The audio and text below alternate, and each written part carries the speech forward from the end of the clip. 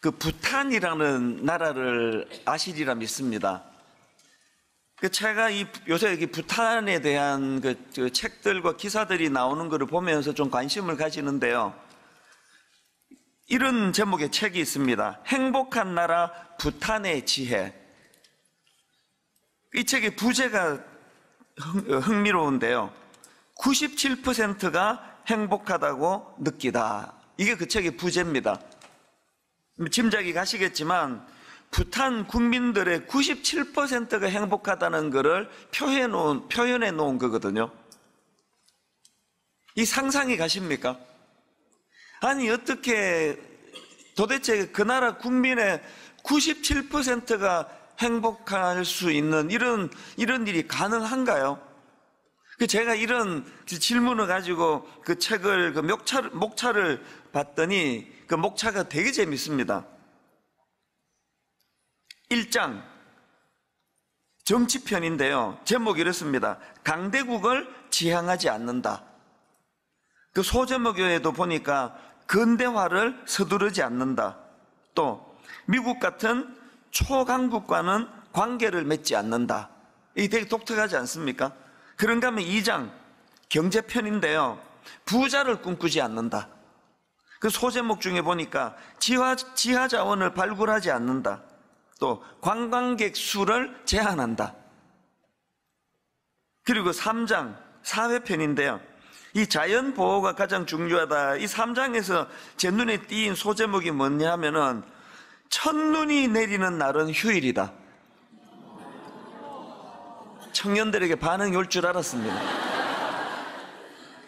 실제로 그 나라는요, 첫눈이 내리는 날에는 모든 관공서가 공식적으로 문을 닫는다는 거예요. 이것도 참 독특하고요. 4장 생활편, 행복해지기 위해 서두르지 않는다. 이 모든 그 지침들이 좀 생소하게 느껴지면서도 참 독특하다, 그런 생각을 갖게 만드는 겁니다. 우리가 너무 익숙한 이 자본주의의 논리에 물들어 있는 저희들 입장에서는 이래 갖고는 이거 절대 행복할 수 없다라는 그런 것들을 채택하고 있는 부탄이라는 나라가 97%의 국민이 행복하다고 그렇게 말하는 결론을 가져왔다. 그래서 지금 많은 사람들이 부탄을 여행하고 또 여행하고 와서 그걸 가지고 또 책을 쓰고 이런 현상이 일어나고 있는 나라가 부탄이라는 나라는 거예요. 그래서 오늘 우리가 갖고 있는 이 자본주의의 불행이 뭐예요? 너무나 획일화된, 행복하기 위해서는 공식 1, 공식 2, 공식 3 이거를 벗어나면은 막 큰일 날 것처럼 그렇게 우리 젊은이들을, 자녀들을 몰고 가는 이게 참 뭔가 이게 석연치 않은 지금 그 느낌을 갖게 만드는데, 부탄이라는 나라를 보면서 깨닫는 게 뭡니까? 행복이 그렇게 획일화된 게 아니라는 거예요. 각자 나름대로 각자의 어떤 생각을 따라 그렇게 행복을 추구할 수 있다. 이게 부탄이라는 나라가 우리들에게 가르쳐주는 메시지인데요. 예수 믿는 우리들도 마찬가지입니다. 어제 강조했던 거 기억하십니까?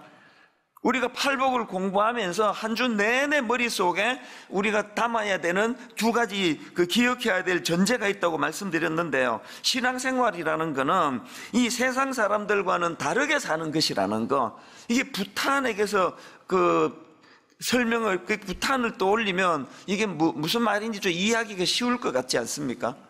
신앙생활은 세상 사람들과는 다른 길을 걷는 거예요. 세상 사람들이 갖고 있는 가치관에 휘둘리지 않는 게 이게 신앙생활입니다. 그런가 하면은 두 번째로 우리가 가져야 될, 또 기억해야 될 게 뭐라 그랬습니까? 그 다르게 사는 삶이 주는 행복, 그 다르게 사는 삶이 주는 행복, 이걸 누리며 사는 게 신앙생활이다. 제가 궁금한 게요, 부탄이라는 나라가 그런 것들을 추구해서 국민 97%가 행복한 결과를 얻어냈다면 과연 오늘 분당 우리 교회 성도들 97%가 행복하다고 말할 수 있을까요?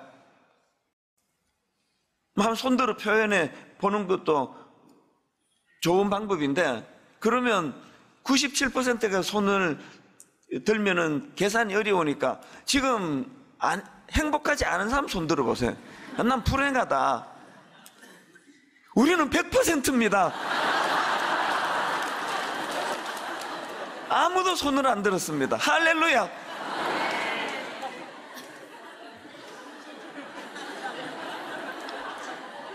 새벽에 지금 잠이 덜 깨가지고 한 번씩 이렇게 이상한 짓을 해야 이게 유지가 되는 게 새벽이니까 이해해 주세요. 이건 제가 뭐 농담이 아니고요. 정말 우리가 부탄이라는 나라에게서 배워야 되는 게 뭐냐? 예수 믿는 우리는 세상 사람들이 가는 그 길, 그 길을 걷는 사람이 아니라는 것과, 그리고 90%, 97% 이상의 우리 그 부탄 사람들이 그렇게 행복을 느끼는 것처럼 우리도 마찬가지라는 거예요. 그래서 이번 일주일 내내 이제 이 두 가지 전제를 가지고 그렇게 기도해야 되는데요. 그래서 우리만의 행복을 위하여, 그래서 저는 그 교역자들에게 또 젊은이들이 종종 그런 이야기를 합니다. 산의 등산길이 저게 뭐 국가가 인위적으로 만들어준 거 아니에요. 계속 등산객들이 가장 편리한 길이기 때문에 그 길을 가고 그 길을 가고 그 길을 가고 하니까 길이 나온 거예요. 그리스도인들만의 길을 만들어야 돼요. 그리스도인들만의 길을 우리 기성세대가 만들어 놓으면 그 다음 세대가 따라오기가 좀 쉬울 거 아닙니까? 그런 면에서 저는 그 옛날에 그 TV 프로 중에 만원의 행복이라는 프로가 있는데, 놀랍게도 저는 단 한 번도 본 적이 없습니다. 그 프로를 한 번도 본 적이 없어서 무슨 프로인지 모르는데, 그런데 그 프로의 제목이 제 머릿속에 구호예요.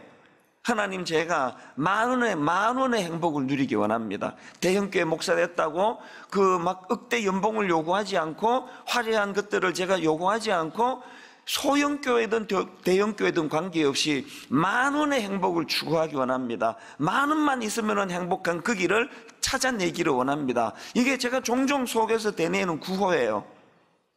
이게 세상 사람들과의 다른 길 아닙니까? 세상 사람들은 돈 많은 갖고는 행복하기가 어렵다, 이런 가치관을 우리에게 주입시킨다면, 예수 믿는 우리는 우리만의 등산길을 만들어내야 된다는 거예요. 오늘부터 살펴보게 될 팔복을 이런 관점으로, 이 두 가지를 전제로 이제 좀 우리가 필터링 하면서 말씀을 살펴보면 좋겠는데요. 오늘은 그 첫째 시간으로 마태복음 5장 3절, 심령이 가난한 자는 복이 있나니 천국이 그들의 것이며, 여기 나오는 심령이라는 의미는 한마디로 말하면 영적인 측면에 있어서 이렇게 번역할 수 있는 표현이에요. 그러니까 이 가난은 물질적으로 가난한 얘기가 아니에요. 영적인 측면에 있어서 가난을 설명하는 거거든요. 그렇기 때문에 이 3절에 나오는 심령이 가난한 자, 이 말은요, 영적인 측면에서의 가난을 말하기 때문에 이렇게 풀이할 수가 있습니다. 전적으로 하나님만 의지할 수밖에 없는 존재임을 자각하는 사람. 다시요, 전적으로 하나님만 의지할 수밖에 없는 존재임을 자각하는 사람, 이 사람이 심령이 가난한 사람이에요. 전적으로 하나님을 의지할 수밖에 없는 그런 존재로서 자기를 인식하는 사람이 복이 있는 사람이라는 거예요. 그런 사람이 행복한 사람이라는 겁니다. 근데 여기서 참 그 흥미로운 거가 뭐가 흥미롭습니까? 지금 전적으로 하나님을 의지하는 태도를 이 가난이라는 도구를 가지고 설명하고 있다는 거예요.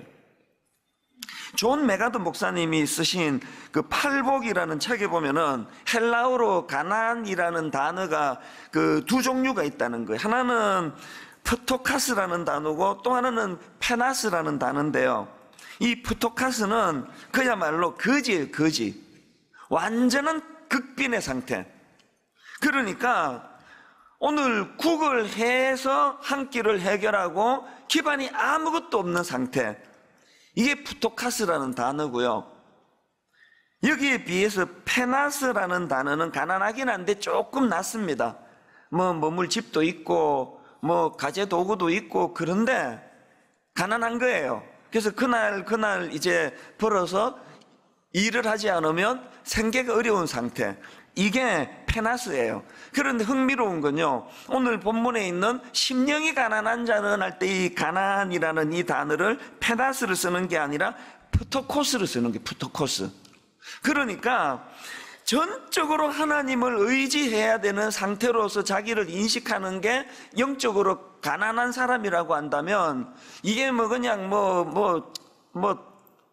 여러 가지 또 내가 할 수 있는 일도 있고, 또 하나님이 뭐 도와주시면은 또 그날 살아가는데 또 뭐 바꿈지 않는 이런 차원이 아니고요, 파산의 상태예요. 거지가 오늘 길거리에서 동전 몇 푼을 얻지 못하면은 아무것도 기반이 없는 상태, 이게 프토코스라는 단어의 의미라는 겁니다. 오늘 본문에서 사용하고 있는 단어가 이거라는 겁니다. 이걸 전제로 해가지고 예수님께서 이제 이 팔복의 첫 관문, 팔복의 첫 문을 이 심령이 가난한 자는 복이 있나니, 이렇게 문을 열고 있는데, 어제 말씀드렸잖아요. 이것이 어떤 의미를 가지고 있느냐, 로이드 존슨 목사님의 말을 다시 제가 인용해 드립니다. 어제 해드린 거요. 심령이 가난해진다는 것은 속을 비우는 것을 의미하며 나머지 복은 가득 채우는 것을 의미하는데, 우리가 먼저 비워지지 않으면 채워질 수 없습니다. 또 이런 말도 했습니다. 심령이 가난한 자가 복이 있다는 말씀이 처음에 나오는 것은 이 말씀이 뒤에 오는 모든 복의 열쇠가 되기 때문입니다. 여러분, 우리가 아까 그 푸토카스라는 이 단어를 가지고 지금 가난을 설명할 때에 예수님의 의도가 뭐예요? 완전히 비워진 상태예요. 뭐 내 것도 좀 있고 살림살이도 있고 뭐 누울 집도 있고 그러면서 가서 일해가지고 그날 일하지 않으면 먹을 수 없는 가난이 아니고요, 파산의 상태예요. 이 단어를 쓰신 이유는 팔복의 열쇠를 가지고 첫 관문에서 오늘 이 시간에 완전히 파산된 상태, 완전히 비워진 상태, 완전히 다 비워진 그 상태를 만들어야 이제 내일부터 채워주시는 신령한 것들이 채워짐이 가능하다는 그 말씀을 예수님이 지금 강조하고 있는 겁니다. 그래서 오늘 저는 이따가 제가 할 수 있는 대로 오늘 말씀을 좀 짧게 하고 이제 기도하는 시간을 좀 확보하기를 원하는데요, 매 특세마다 늘 이렇게 말하고는 또 길게 설교하는 게 저기 때문에 너무 기대는 하지 마시기를 바랍니다만 애는 써보겠습니다. 자, 이런 차원에서 이제 오늘 저는 이 심령이 가난해지는 것과 관련해서 이제 두 가지 사실을 좀 나누고 싶은데요. 그게 뭐냐, 첫째가 뭐냐 하면은 이 심령이 가난해지는 과정에서 이 쓰라린 실패의 아픔을 재료로 쓰실 때가 많다는 거예요. 이 쓰라린 실패의 아픔, 이게 심령이 가난해지는 과정에서 쓰이는 재료가 될 때가 많다, 그 말씀이에요. 여러분, 지금 어떤 그 실패로 인해서 마음이 쓰라리고 힘드시면요, 이게 지금 하나님께서 여러분의 그 마음을 비우시는 과정에서 이것을 지금 도구로 쓰실지도 모른다는 인식을 하셔야 됩니다. 예를 들어서 여러분이 잘 아시는 베드로가 주님을 만나는 인생이 변화가 되는 고기를 잡아 생계를 연명하던 베드로가 사람을 낚는 업으로 전환이 되는 놀라운 인생 전환, 주님을 만나는 그 이른 아침 바로 전날 뭐 했습니까? 고기 잡으러 갔습니다. 생계를 위해서. 그런데 그날 고기 한 마리도 못 잡습니다. 완전한 실패예요. 저는 그 과정을 이런 표현으로 잘 설명하는 것을 여러분 아실 텐데요, 밤새도록 고기를 잡으려고 거물질을 했지만 고기 한 마리도 잡을 수 없었던 베드로의 실패한 그날, 예수님은 뭐 하셨을까요? 고기를 쫓고 계시는 주님, 계속 고기를 쫓고 계시잖아요. 베드로가 오른편으로 그물을 던지면 오른편에 고기를 쫓고 계시고, 왼편으로 그물을 던지면 왼편에 고기를 쫓고 계시고, 계속 고기를 쫓고 계시는 주님, 이런 표현을 제가 사용하기를 좋아하거든요. 예수님은 왜 그 고기를 쫓고 계셨을까요? 그날 베드로가 막 고기 엄청 많이 잡고 막 대박이다 그러고 그랬으면은 주님 만나는 일에 너무나 이게 방해가 되기 때문에, 그래서 주님을 만나는 놀라운 체험의 순간이 있기 전에 철저하게 비움의 과정을 거치셨던 그 과정이 전날 밤 고기 한 마리 잡을 수 없었던 쓰라린 실패에 베드로가 경험했던 그 과정이라는 겁니다. 그런 쓰라린 실패가 있었기 때문에 누가복음 5장 5절에서 시몬이 대답하여 이르되 선생님 우리들이 밤이 새도록 수고하였으되 잡은 것이 없지만은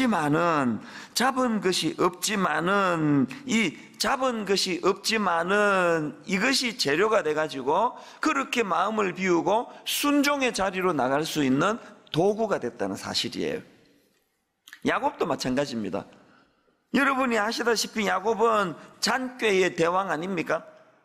자기 아버지 또 자기 형을 속이고 형의 축복권과 장자권을 빼앗는 시도를 하다가 뭐가 잘못돼 가지고 야반도주 하는데요, 정든 집을 떠나는 그 과정도 너무 혼란스러운데 이제 광야에서 첫날 밤을 보내는 겁니다. 그 과정을 묘사한 창세기 28장 11절을 보니까 한 곳에 이르러는 해가 진지라 거기서 유숙하려고 그곳에 한 돌을 가져다가 베개로 삼고 거기 누워 자더니, 이 장면 한번 상상을 해보세요. 야곱 생애에 가장 처절한 비움의 순간이었을 거예요.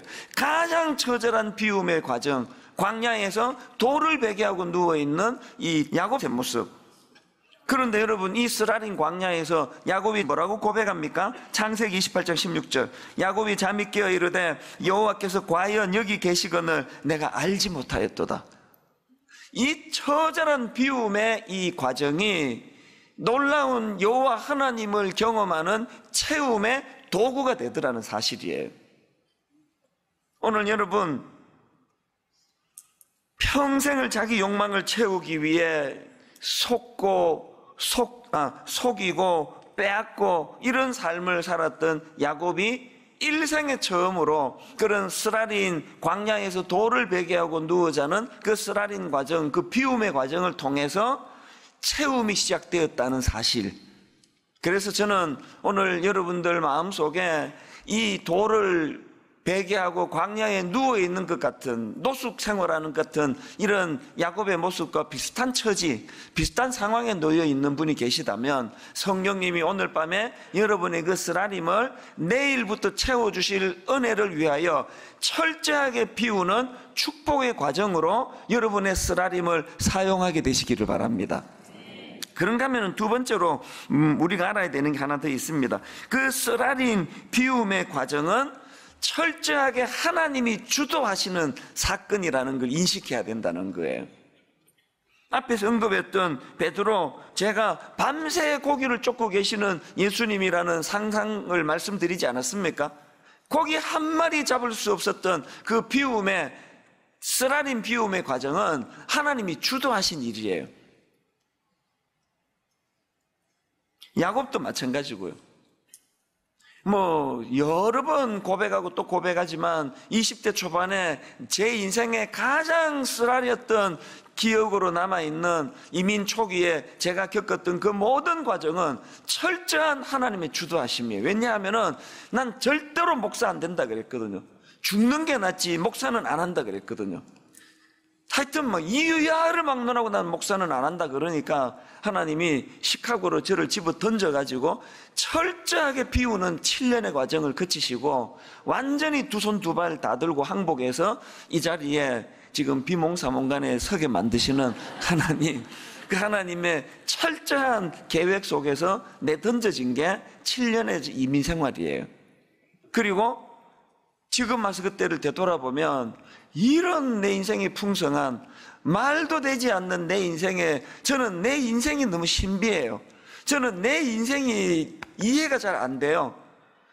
지난 제 세월들을 봐도 그렇고 앞으로 누리게 될 것들을 봐도 그렇고 상상할 수 없는 영적인 체험으로 이렇게 행복한 삶을 누리게 해주시는데, 이것들이 가능해지도록 7년간의 눈물의 시간을 하나님이 허락하셨다. 비움의 시간을 허락하셨다. 그래서 여러분, 우리에게 이런 인생의 밤이 찾아올 때, 인생의 쓰라린 실패가 찾아올 때 나오미라는 구약 여인에게서 배워야 되는 게 하나 있습니다. 나오미 다 아시죠? 룻기 1장에 이 나오미라는 여성의 쓰라린 비움의 과정이 나오는데요. 자, 룻기 1장 1절 한번 보세요. 사사들이 치리하던 때에 그 땅에 흉년이 드니라.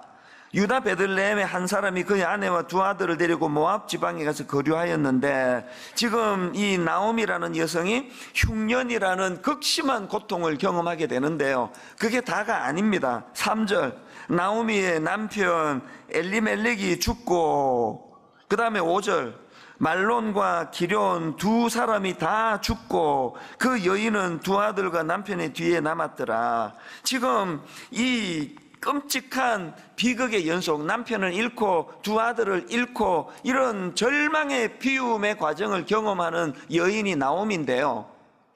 그런데 여러분, 나오미가 이 힘든 과정을 어떻게 고백하는지 아십니까? 룻기 1장 21절을 보세요. 내가 풍족하게 나갔더니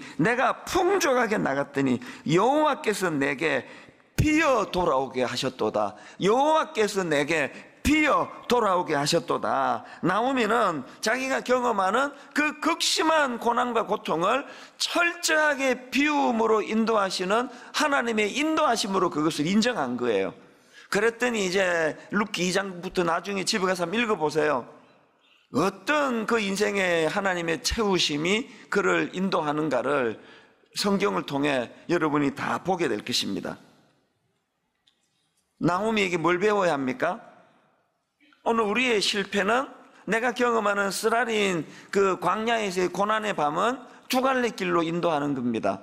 한 갈래는 우울하게 만들고, 나를 실패자로 낙인 찍게 만들고, 초라하게 만들고, 열등감 가득하게 만들고, 그렇게 사단은 우리의 고난을 그 길로 몰고 가는 도구로 사용하기를 원하지만, 우리 하나님께서는 이 아프고 상한 이 고난의 밤을 비우는 과정을 채워주시기 위한 도구로 대반전을 시켜주신다는 사실이에요. 이거를 믿는 믿음에서부터 행복한 주님의 자녀의 삶이 출발되는 줄로 믿습니다. 어제 고백을 드렸잖아요. 이유를 알 수 없는 저에 대한 초라함, 지식의 부족, 내 존재의 초라함, 이런 것들로 쓰라린 미국에서의 3주간의, 지난 여름에 3주간의 시간을 보냈는데, 저는 그 시간이 절대로 비관스럽지 않았습니다. 알거든요. 저는 하나님이 저를 이렇게 열등감과 상함과 아픔과 또 초라하게 몰고 가시는 그것은 나를 하나님께서 아주 비참한 조롱거리로 만드시기 위한 게 아니라 채워주시기 위해서라는 것. 결론을 저는 이렇게 맺기를 원합니다. 나아만 장군이 갑옷 속에서, 그래서 열왕기하 5장 1절에 보니까 그는 큰 용사이나 나병 환자더라. 이게 오늘 현대인들이에요. 갑옷 속에 모든 사람들이 부러워하는 큰 용사로서 인정을 받는 화려한 명성 속에 나병으로 육신이 병들어가고 있는 존재, 이게 우리 현대인이에요. 그게 저예요. 하나님이 왜 이번에 여름에 3주 동안 철저하게 저를 초라한 그런 자아인식으로 몰고 가셨습니까? 갑옷을 벗겨내기 위해서예요. 대형교회 목사라는 게 그게 네 존재를 말하는 게 아니다. 그건 네 갑옷일 뿐이다. 대형교회 목사라는 화려한 타이틀, 그 이면 속에 하나님 말고는 도대체 고쳐주실 분이 없는 살이 썩어가는 영적인 나병의 상태가 너 존재인 걸 인식하거라. 철저하게 그것을 인식시켜 주시는 하나님의 은혜를, 여러분이 고난조차도 그렇게 하나님 은혜를 은혜로 인식할 줄 아는 영안이 열려지는 저와 여러분 되시기를 바랍니다. 고린도후서 12장 9절 읽고 이제 말씀을 마무리하기를 원하는데요. 나에게 이르시기를 내 은혜가 내게 족하도다. 이는 내 능력이 약한 데서 온전하여 짐이라 하신지라. 그러므로 도리어 크게 기뻐함으로 나의 여러 약한 것들에 대하여 자랑하리니 이는 그리스도의 능력이 내게 머물게 하려 함이라. 이는 그리스도의 능력이 내게 머물게 하려 함이라. 오늘 첫날 우리가 기도할 때 내 안에 그 내 자아와 내가 가진 그 무엇으로 가득 채워놓은 내 이 심령을 다 비워내는, 전부 다 비워내는 그런 놀라운 새벽이 되기를 주님 이름으로 축원합니다. 지금은 선교 헌금 시간입니다. 이 예배를 통해 삶 가운데 은혜와 회복이 충만하시길 간절히 기도합니다.